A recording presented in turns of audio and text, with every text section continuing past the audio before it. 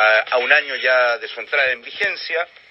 Fíjese que entre agosto del 2024 y el de este año se han realizado cerca de 45.000 denuncias. ¿Cuáles han sido las principales causas, los motivos?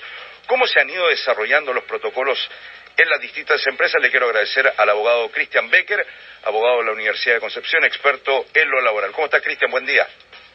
Buen día, Pablo. Muy bien, ¿y tú? Muy bien, muchas gracias por recibir el llamado de Expreso. Un año ya de vigencia en la ley Karim y tenemos cifras que hablan de 45.000 denuncias. ¿Dónde está el principal foco, Cristian? Yo creo que está en tomar conciencia de que los trabajadores tienen este mecanismo que antes no existía, porque antes de esto tenían que ir a la dirección del trabajo o iniciar un juicio, y esas dos alternativas demoraban demasiado. Entonces esta alternativa presenta una ventaja que es la rapidez, aunque no siempre se respetan los 30 días, porque eso es lo que dice la ley, que tiene que concluir en 30 días. En la práctica termina como en 2-3 meses, pero aún así es mucho más rápido, Pablo, que ir al tribunal. Ahora, Cristian, siempre se habló, previo a la ley, que entrara en vigencia y ya, digamos, en rigor, funcionando la ley, que todavía hay muchos grises, o que la ley tiene muchos grises. Efectivamente, porque cuando se hace la ley es como hacer algo en un laboratorio y después cuando empiezan los ensayos clínicos y después la gente usa el producto, vienen los efectos secundarios. Uno de esos efectos secundarios que podríamos decir, Pablo, es que lamentablemente hay muchos empleadores que después de que el trabajador hace la denuncia por ley Karim, lo despiden por necesidades de la empresa. Entonces ahí el trabajador tiene que plantear una demanda, buscar abogados y plantear que en realidad su despido no es por necesidades de la empresa, sino que es un despido del tipo represalia o sanción por haber activado el protocolo. Y ahí la ley Karim no estableció una norma especial que pudiera invertir la carga de prueba o que pudiera prever de alguna forma este tipo de situaciones. Lo que se hace es recurrir a un instrumento que ya estaba en la ley, antes de la ley Karim, que se llama la garantía de indemnidad, pero es poco conocida. Y yo creo que probablemente por el nombre técnico o poco amigable que es la palabra indemnidad. Esa palabra viene de la palabra indemnización. Ahora, Cristian, escuchando a diferentes especialistas de la materia, hablan de que, aparte de estos grises, como que falta claridad respecto a la definición de acoso. Es que siempre va a haber un problema ahí porque la palabra acoso trata de envolver lo que siente la persona afectada, ¿te fijas? Entonces hay personas que el hecho de que las aíslen o las pongan a trabajar apartado de sus compañeros, según la personalidad del trabajador, no le va a afectar. Pero para otros trabajadores eso puede ser fatal.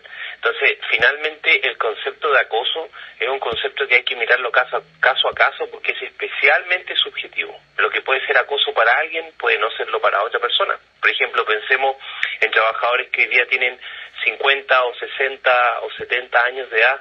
Para ellos es muy normal hacer un comentario sobre el aspecto físico de otro, aunque lo hagan en un tono respetuoso. Oye, que estás flaco, oye, que estás gordo. Te pueden hacer ese comentario porque para ellos es natural por la cultura y la generación a la que pertenecen. Pero hoy día los jóvenes que tienen 20 años podrían decir que el comentario resulta ofensivo o que no fue solicitado y por lo tanto puede ser un poco grotesco, ¿te fijas? Entonces siempre el juez va a tener que ponderar caso a caso, tratándose de un juicio, o el investigador que asigne la empresa en la investigación, que puede ser interno o externo. En ese sentido yo creo que conviene a las empresas externalizar la investigación en la medida de lo posible, porque lo va a hacer con personas que están acostumbradas a llevar estas investigaciones, pero el empleador siempre tiene la opción de hacerlo internamente con alguien de la compañía o externalizarlo en un experto o derivarlo a la inspección. Cristian, ¿el protocolo es único o tiene ciertos matices? ¿O depende de cómo lo vaya implementando cada empresa, cada organización? El protocolo tiene unos márgenes que son obligatorios. Por ejemplo, cuando el trabajador hace la denuncia, se tiene que dar apoyo psicológico temprano. Eso no es negociable, eso es obligatorio, lo tienen que hacer siempre. Pero también el protocolo tiene que adaptarse a cada trabajo. ¿Te fijas? Hay trabajos que consisten en turnos 7x7, hay otros trabajos que tienen un ambiente que es solamente de hombres, pensemos en la minería. Entonces ahí el empleador tiene que darle el aterrizaje a la ley y a los reglamentos, pero hay cosas que en la práctica he visto que muchos empleadores no cumplen y son obligatorias, como es el apoyo psicológico temprano al trabajador que hace la denuncia, así como la separación entre la persona que denuncia y la persona denunciada. Ya. Ahora estamos conversando con Christian Becker, abogado experto en tema laboral, a propósito de un año de la vigencia de la ley Karim. ¿El número de denuncias te llama la atención o está dentro de un rango normal? Hablamos de que en un año, desde la entrada en vigencia, 45.000 denuncias. Me llama la atención, encuentro que es una cantidad muy grande y sobre todo que la inspección del trabajo se encuentra completamente sobrepasada.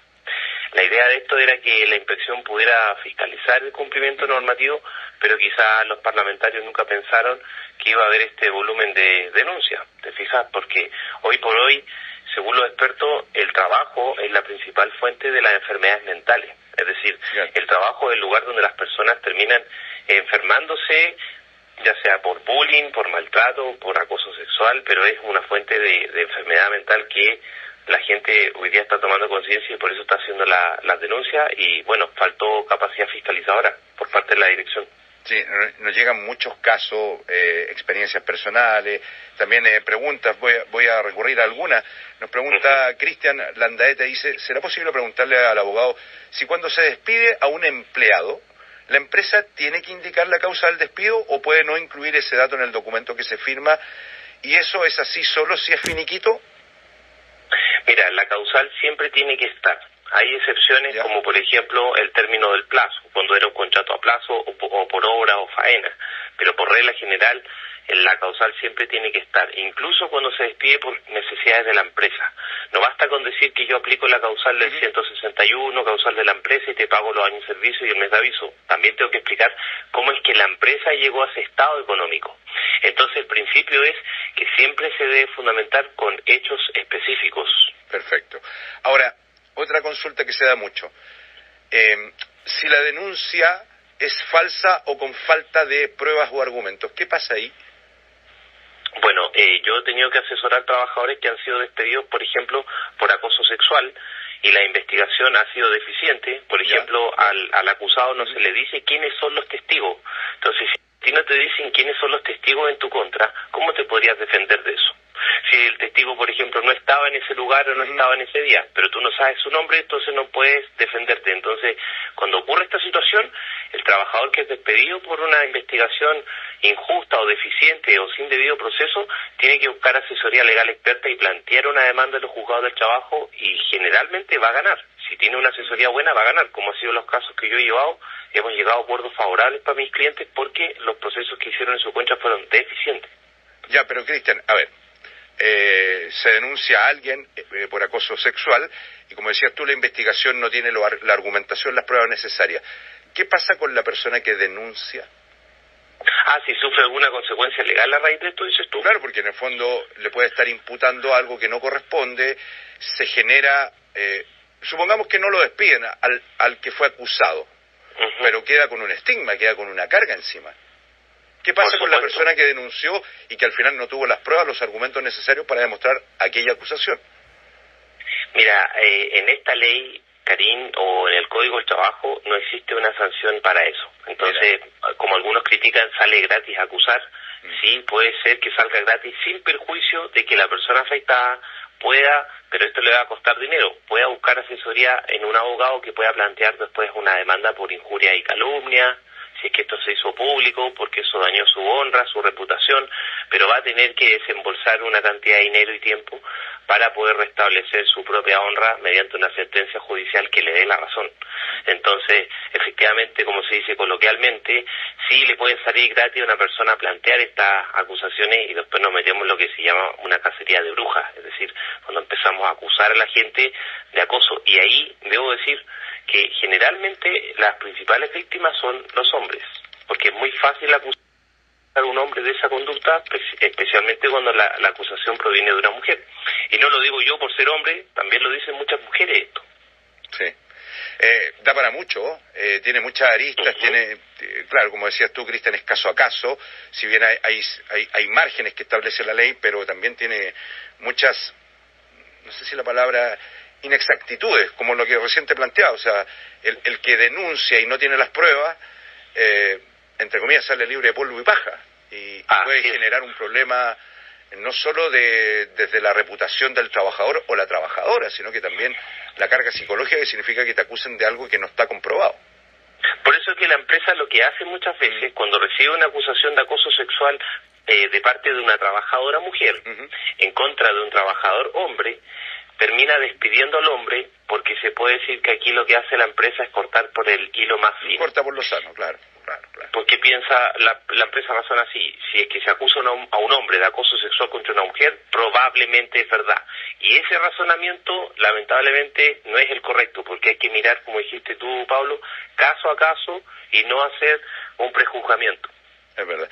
Cristian Becker, abogado experto en lo laboral, muchas gracias por este tiempo con la radio. Gracias, Pablo, un gusto. Igualmente, que esté muy bien. Ya son las 10:31 de la mañana.